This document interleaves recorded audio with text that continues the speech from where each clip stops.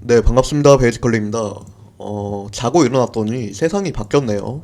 오랜만에, 진짜 오랜만이죠. 오랜만에 30K를 넘기는 일이 발생을 했습니다. 그래서, 분석 영상을 녹화를 하게 됐고요. 제가 지난 분석에서, 조만간 변동이 나온다고 하긴 했어요. 이렇게 박스권이고, 조만간 변동이 나온다고 하긴 했는데, 하루 정도 좀 빠르게 변동이 나왔습니다. 제가 예상한 거는 CPI 때, 변동이 나올 가능성이 유력하다라고 분석을 했죠. 일단은 한 박자 빠르게 상승이 나왔다는 점. 뭐 지난 분석 복기를 살짝 하자면 제가 이렇게 박스권으로 분석을 했는데 이 박스권의 상단부랑 하단부가 그냥 만들어진 구간이 아니다라고 했죠. 왜 그렇게 했냐? 자, 과거로 갔을 때 여기 이렇게 계속 이렇게 받쳐주던 지지선이 있었고 여기 이 구간 긴 꼬리 자리가 하나 있죠. 이거를 작도를 해보니까 딱 여기 박스권이더라 이렇게. 그래서 상단부랑 하단부가 아무 의미 없이 만들어진 구간이 아니라는 걸 알았죠. 과거의 메이저 저항선과 지지선 사이에서 딱 이렇게 3주일 동안 중간에 끼어있던 상태였습니다. 그리고 저는 조만간 이제는 변동이 나올 가능성이 매우 높다, 무조건 나온다 이렇게 분석을 했고요. 자, 4시간 봉으로 쪼개서 보자면 제가 이 4시간 봉 상에서 박스권 구조를 어떻게 분석을 했냐. 박스권인 건 이렇게인데 제가 이 속에서도 구조 분석을 했죠. 어떻게? 여기는 박스가 이렇게인데 여기는 박스가 이렇게다. 그래서 이 구간이 자꾸 매수세가 받쳐주고 있다. 이렇게 분석을 했습니다. 긍정적이다. 상승 쪽으로 긍정적이다. 이렇게 분석을 했죠. 매수세가 계속 받쳐주고 있다. 그쵸? 그런데 만약에 제가 분석을 했던 자리가 여기였어요. 여기 바로 상승하기 직전 자리에서 유튜브 영상을 올렸습니다. 근데 만약에 저는 어떻게 분석을 또 했냐면 이게 이렇게 내려오면 그때는 다시 못 올린다. 내려오면은 그냥 내려가는 거다. 무조건 내려가는 거다. 이렇게 분석을 했죠. 내려오면은 여기에서 롱을 받는 게 아니라 그때라도 그냥 숏을 타야 되는 자리. 추가 하락을 할 거니까 어차피 여기 쳐맞고 더 추가 하락을 할 거라고 이렇게 분석을 했죠. 그래서 내려가면은 숏이고 구조 자체는 계속 상방 매수세가 받쳐주고 있다 이렇게 분석을 했습니다. 여기까지가 이제 지난 차트 분석이었고, 그럼 당장에 또 새로 생긴 것들이 뭐가 있냐. 캔들이 많이 올라갔죠. 이때 자 이렇게 상승 채널을 이렇게 작도를 했을 때 이게 바이낸스 선물 차트 로그입니다. 로그. 예, 로그 차트. 바이낸스 선물 로그. 그랬을 때 이 채널 최상단 저항에 신기할 정도로 딱 걸렸다. 그리고 약간 저항을 받고 있는 중입니다. 그래서 어쩌면 이 자리가 이미 최고점이 나온 거일 수도 있어요. 이미 많이 올랐으니까 박스권 돌파하고. 그래서 최고점이 되고 이렇게 다시 내려갈 수도 있는 겁니다. 내려가면 어디에서 지지를 받을 수 있냐. 이렇게 작도를 했을 때, 자, 여기에서 한 번은 이렇게 다시 튕겨낼 수 있습니다. 이 구간이 원래는 저항 추세선이었죠. 저항 추세선이었는데 한 번에 돌파를 했죠. 한 번에 돌파를 하게 되면 나중에 다시 돌아갔을 때 지지로 얘가 바뀝니다. 그래서 일단은 상승 채널 최상단 저항에 맞고 살짝 저항을 받고 있는 상태이고요. 다시 내려온다면 이런 지지 추세선, 원래는 저항 추세선이었는데 지금 이제 지지 추세선으로 바뀐 거죠. 여기에서 지지를 받을 수 있다. 이거보다 더 내려온다면 이렇게 계속 양봉만 나왔죠. 이런 양봉에 대해서 중단선에서 지지를 받을 수 있다. 이 구간이랑도 살짝 겹칠 것 같네요. 여기 직전 고점 이런 구간도 지지로 작용을 하는 거죠. 29.2K.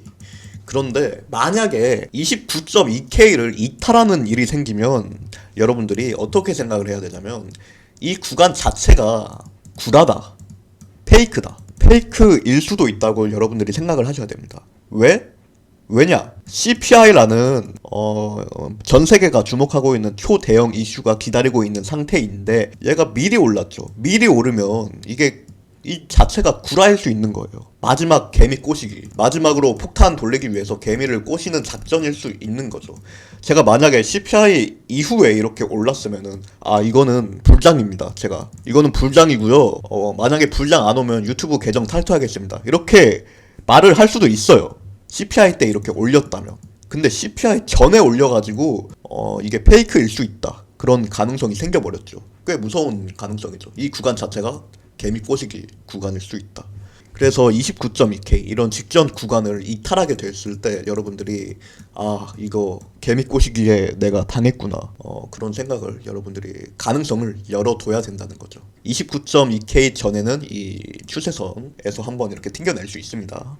자, 그러면 이런 상승 채널 최상단을 이렇게 돌파할 수도 있는 거 아니냐 라고 여러분들이 생각을 하실 수가 있어요. 그쵸? 가능하죠. 뭐 불가능은 없으니까. 이렇게 돌파를 하게 됐을 때 이거 자체가 상승 채널이라서 가만히 이것만 유지해도 상승을 합니다. 근데 이거를 돌파해버린다? 그럼 어떤 일이 생기냐면 가속 상승. 상승에 가속이 붙어서 거의 뭐 32K 이상으로 추가적인 폭등, 2차적인 폭등이 가능합니다.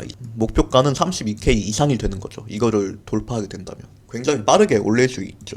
가속 상승이니까. 그래서 뭐 불가능한 건 아니지만 일단은 저항을 돌파한 상태가 아니니까 저항을 받고 있는 상태입니다. 자, 만약에 그러면 가속 상승을 하게 됐을 때 메이저 저항선이 어디인지도 한번 보겠습니다.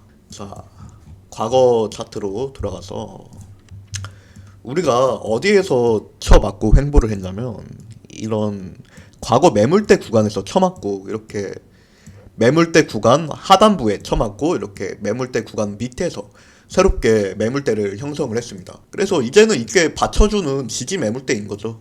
이거는 저항 매물대였고 이건 저항, 이건 이제는 지지. 그쵸? 그리고 자, 지금 빠르게 올라오면서 이런 저항 매물대 중단까지 찔렀어요. 빠르게. 그러면 상단부 여기, 그리고 여기도 비슷하거든요. 그래서 이 두 가지 구간을 이렇게 묶어 본다면 이렇게가 이제 메이저 저항인 거죠. 이 상승 채널을 돌파하면서 추가적인 가속 상승을 진행하게 됐을 때 우리가 메인 타겟으로 볼 수 있는 강력한 저항, 어디다? 여기 묶어가지고 여기도 있고 묶어서, 자, 위치가 32점 이 정도 되겠네요. 32.4에서 32.9 여기까지가 이제 뭐 이건 32.4라고 해도 되고 32.5라고 해도 되고 상관없습니다. 이 정도가 이제 강력한 다음 메이저 저항이 되는 거죠. 원래는 우리가 어디를 메이저 저항으로 봤냐, 그동안 어디를 메이저 저항으로 봤냐, 여기 과거에 이렇게 계속 반등이 나오던 이 당시엔 이게 초 메이저 지지선이었죠. 그쵸? 이게 29.0K, 뭐 28.9K 이 정도입니다.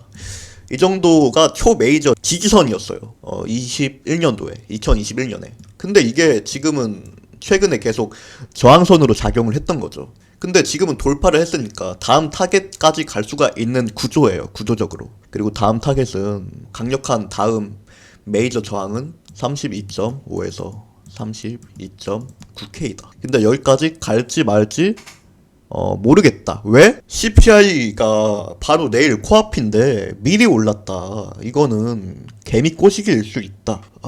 그런 부분을 이제 고려해야 됩니다. 그쵸? 그리고 다시 단기 차트로 돌아왔을 때 제가 여기에서 변동이 임박했다는 건 알았지만 그 날짜를 여기로 잡았죠. 여기 10일 밤, 그쵸? 10일 밤으로 잡았는데 한 박자 빠르게 상승을 했다. 그러면 10일 밤에는 변동이 안 생길 거냐?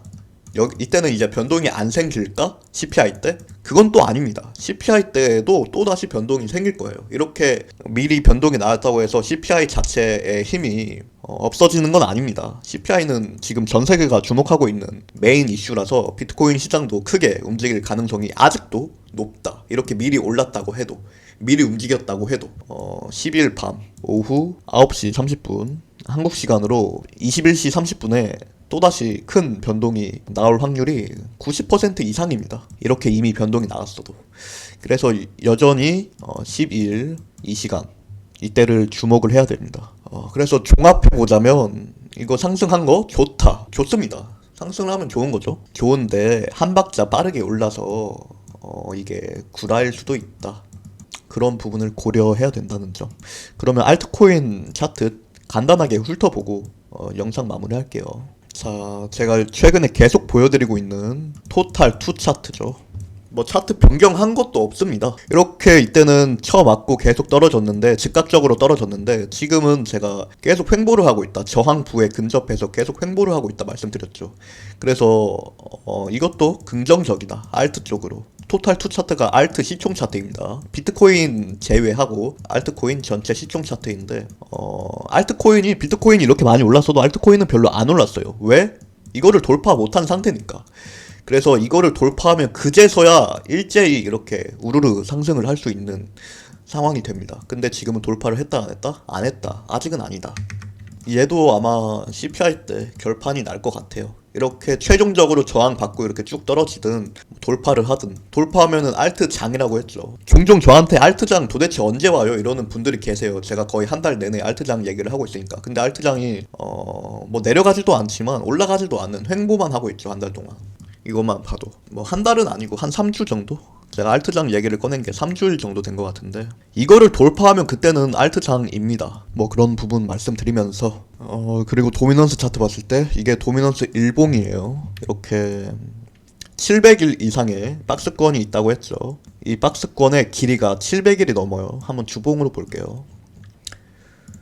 주봉으로 봐도 캔들이 꽤 많죠. 자, 박스권의 최상단부에 오늘 드디어 도달을 했습니다. 그래서 도미넌스는 이제는 강력한 저항에 들어섰다, 그런 부분을 알 수가 있고, 이렇게 내려가면은 토탈2 차트는 이렇게 올라가는 거고 도미넌스는 이렇게 내려가는 거고, 그러면 그때는 진짜 알트장인 거고, 이거를 만약에 돌파하면은 여전히 비트 단독 장, 그렇게 갈 수가 있는 거죠. 알트코인은 재미가 없다, 비트코인 위주로 매매를 하는 게 좋습니다. 이거를 만약에 돌파한다면. 이게 초메이저 저항대인데 이것마저 돌파하면은 도미넌스가 추가적으로 상승을 할 가능성이 높아지는 거죠. 그러면 알트장이랑은 거리가 멀어지는 겁니다. 그러면 비트 위주로 매매를 하는 게 좋겠죠. 롱이 됐든 뭐 숏이 됐든. 그런 부분 말씀드리면서 이번 영상 마무리하겠습니다.